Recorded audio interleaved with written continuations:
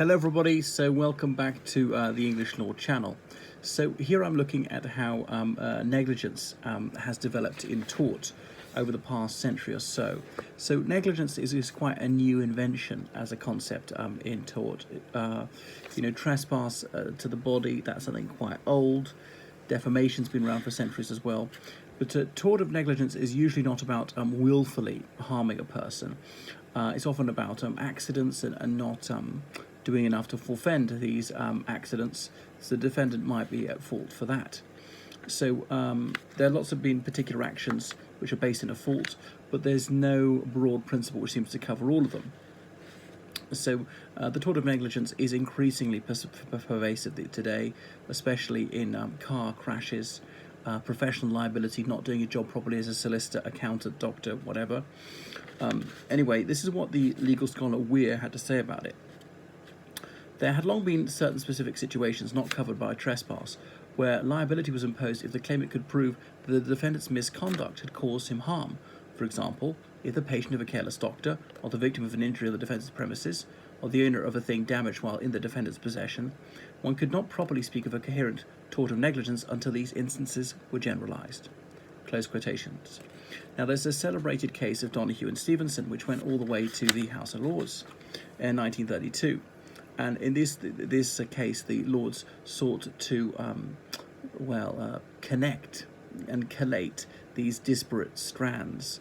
There's the idea of duty of care, and the whole House of Lords in its ruling said what sort of relationship there needs to be between the claimant and the defendant, what sort of duty there is, and it says that obviously the defendant has a duty to take reasonable steps to avoid causing injury to the claimant. So the core idea in negligence is straightforward.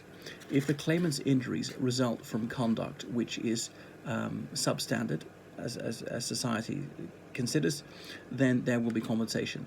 But if not, then the victim has to just take the loss on the chin and isn't going to get compensated.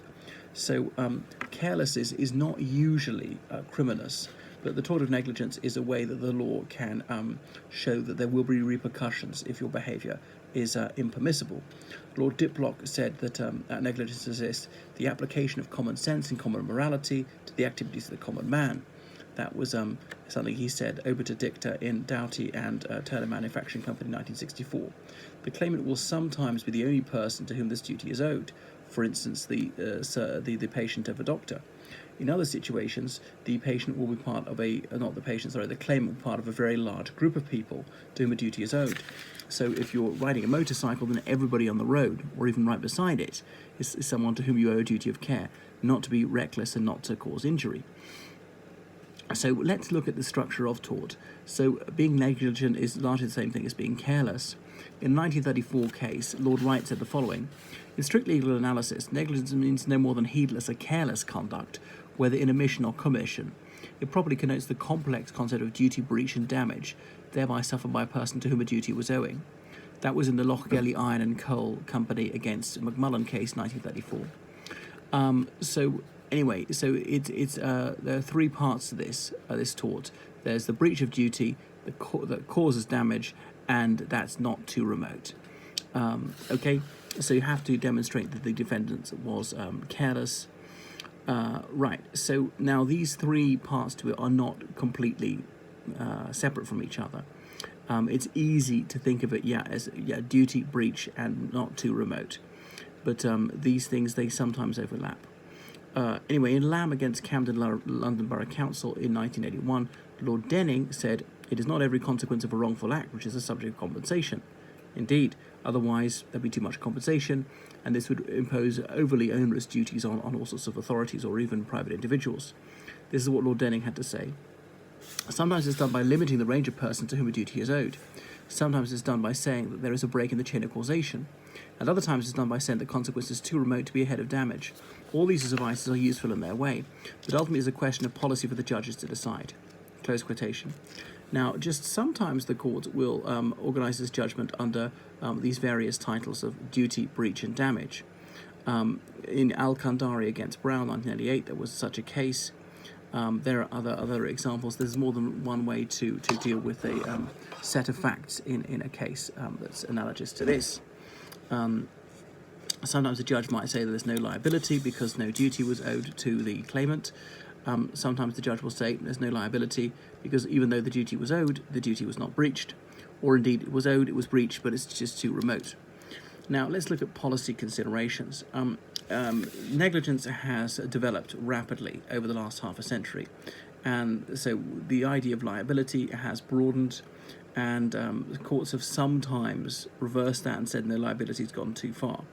So the situation is rather unpredictable. There's not a great deal of consistency.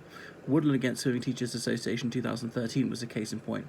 Baroness Hale of Richmond, then present at the Supreme Court, said the following: "The common law is a dynamic instrument. It develops and adapts to meet new situations as they arise. Therein lies its strength. But therein lies a danger of unbridled, unprincipled growth to match what the court perceives to be the merits of a particular case.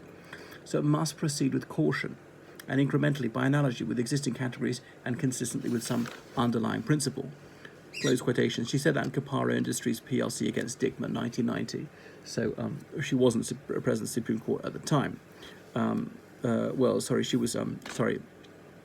She was referring to Caparo, a very well-known case. Anyway, so the courts are very reluctant to open a door that they can't shut that would just lead to an inundation of litigation cases and unlimited liability, because some types of injury or loss, for example, emotional distress or economic loss, are excluded or at least severely limited in negligence. So you'll see that there are some groups of defendants, such as the fire brigade, the police, and local authorities, when they provide social service, or local education authorities, are protected from negligence liability. Otherwise, they'd have to be excessively circumspect. A lot of useful activities would be curtailed. They would just be overly defensive. They'd be paying out so much public money. There wouldn't be enough public money for the purpose that it's really intended, providing public services. We provide for your public services because we think it would lead to liability. So this is very complicated because there are different policy objectives which collide. So which one's going to win out when they do collide? So the policy considerations are not because of a legal principle, because we have to think about the social and economic consequences that would flow from allowing too much liability.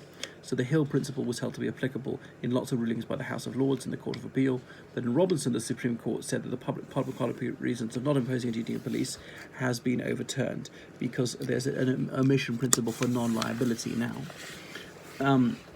Anyway, we have to comprehend that policy objectives and the way they are leading to the evolution of the law in negligence are important.